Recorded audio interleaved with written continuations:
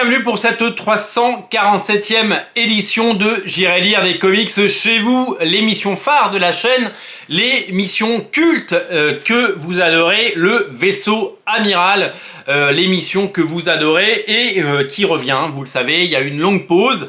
On a fait un espèce de retour avec 3 émissions à la suite par éditeur. Et là, on va mixer dans la grande tradition des émissions les différents éditeurs et vous parler de différents comics qui arrivent et qui sont déjà sortis, qui sont, on va vous les montrer, hein. On ne parle pas du futur, on parle du présent et on parle des choses qu'il ne fallait pas rater et des incontournables et des lectures qu'il faut avoir lues. Il y a un gros chapitre Panini, parce que Panini nous a gâtés. On va aller du côté de chez Delcourt, on va aller voir chez Urban. Il y a plein de choses à vous montrer. Évidemment, chez Panini, les 2 omnibus sortis récemment qu'il ne fallait pas rater sont Spider-Man 2099, magnifique omnibus. Si vous avez vu, si vous faites partie des 1,5 million de personnes qui ont vu le film Spider-Man Into the Spider-Verse, vous avez fait connaissance avec Miguel O'Hara.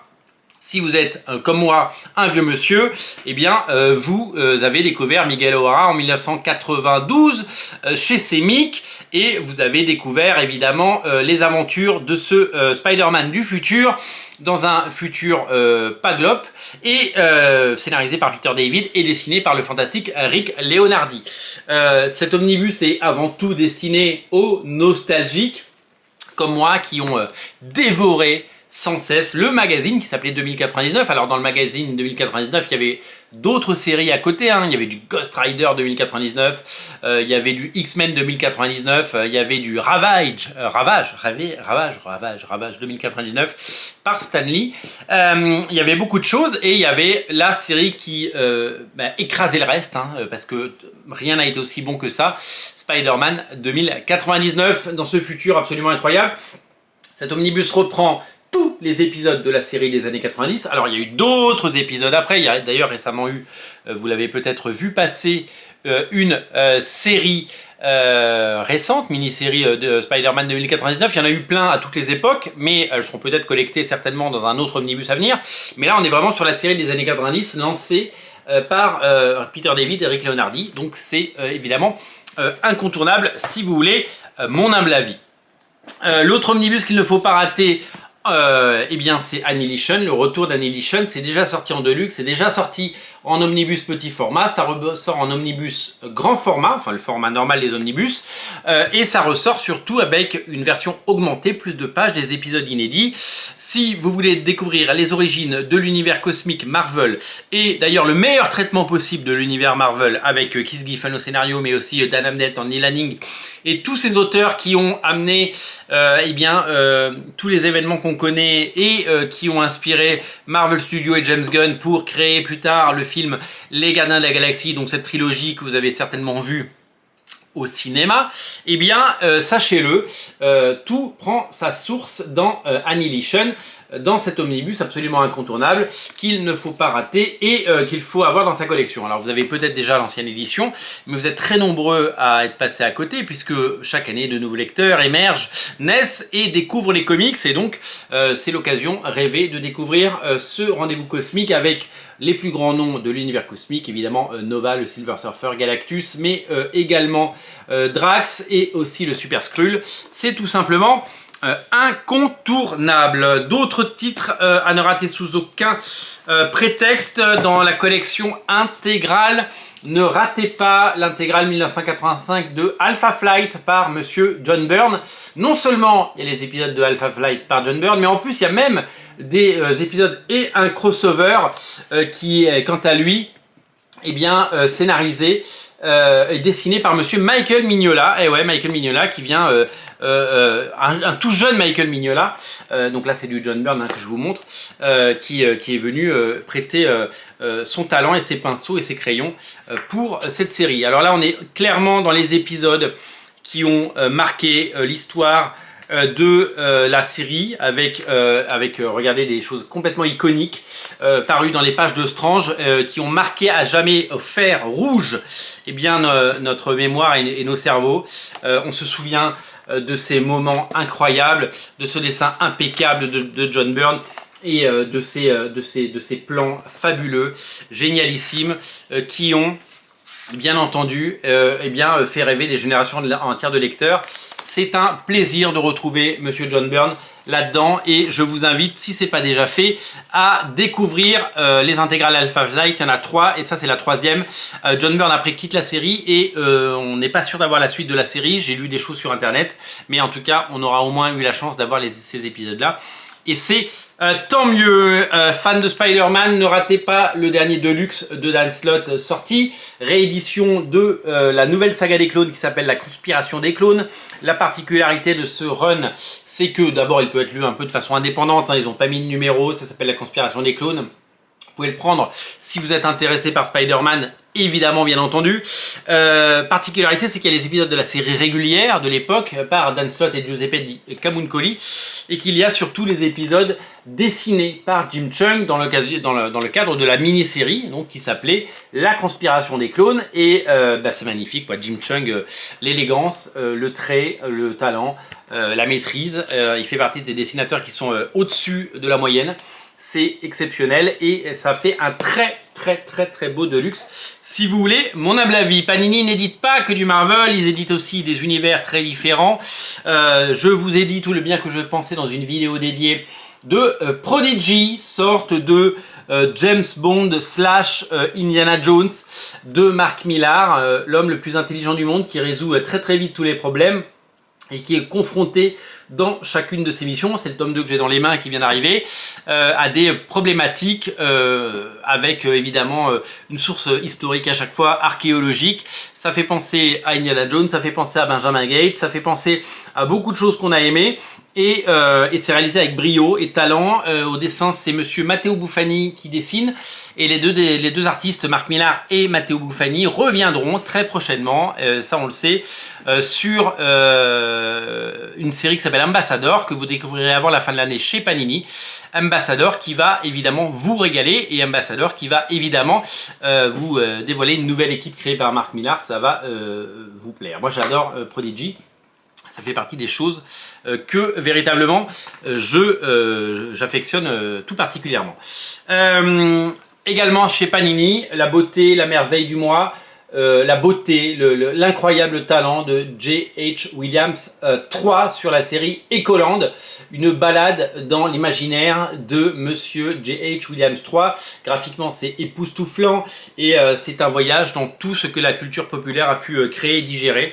Je ne sais pas combien de temps cet auteur a passé à dessiner ce récit, mais c'est tellement magnifique à chaque page.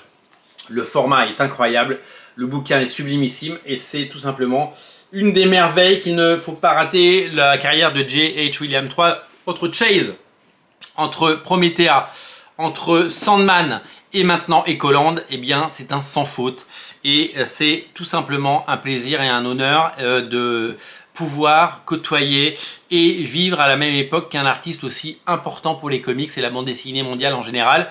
Lisez Ecoland, c'est exceptionnel. Je vous fais une review très bientôt, il y a un page à page très vite. C'est vraiment quelque chose qu'il ne faut absolument pas rater. On va aller faire un petit tour du côté de chez Delcourt avec dans l'univers Spawn, on en a beaucoup parlé ces derniers mois, la sortie du 2e tome de Scorch, Scorch tome 2. Scorch, c'est l'équipe de Spawn, c'est l'équipe qui mêle plusieurs Spawns.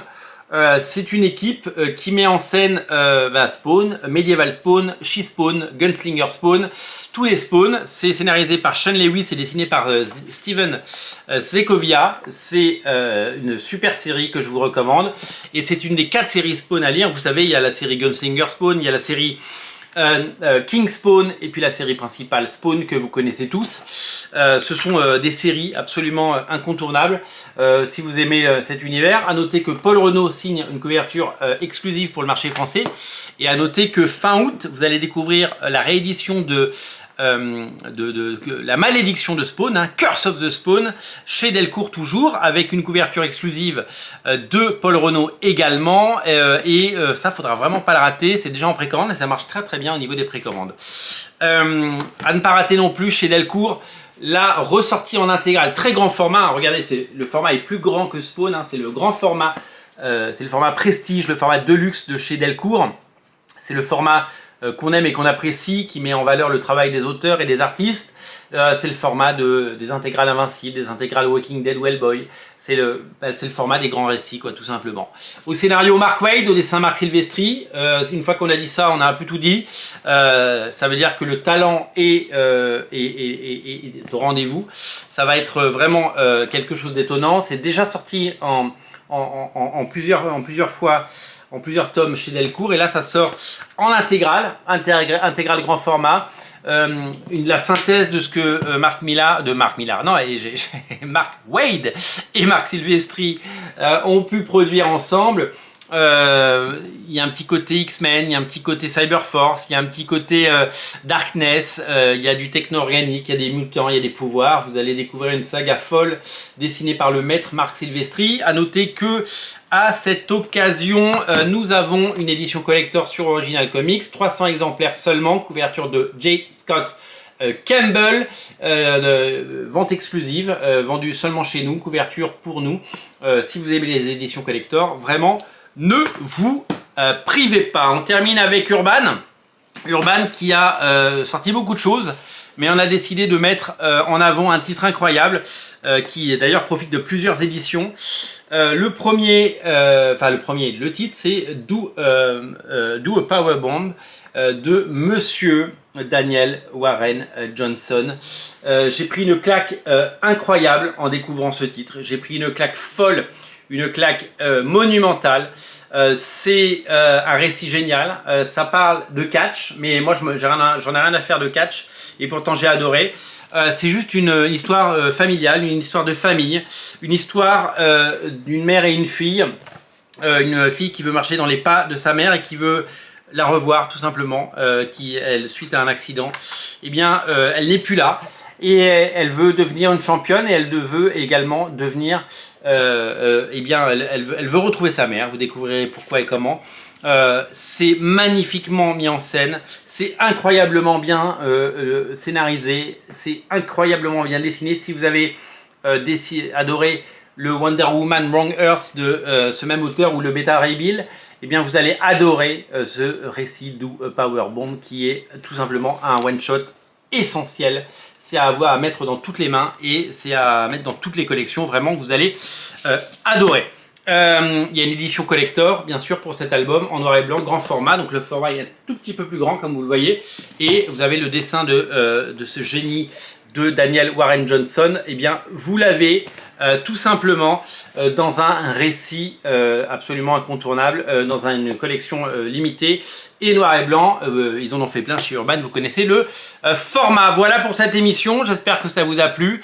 Craquez pour ces titres, prenez-les chez Original Comics, bien entendu, si vous les souhaitez. On livre gratuitement partout en France, à partir de 29 € d'achat, et surtout, eh bien, vous faites un acte plus que civique, puisque vous faites vivre une librairie indépendante. Merci à vous, merci de votre fidélité, merci de votre attention, merci de mettre un pouce bleu, merci de partager cette vidéo, merci de la commenter. N'hésitez pas à nous dire ce que vous avez lu et aimé. Nous, on se retrouve très bientôt pour une nouvelle émission. Salut!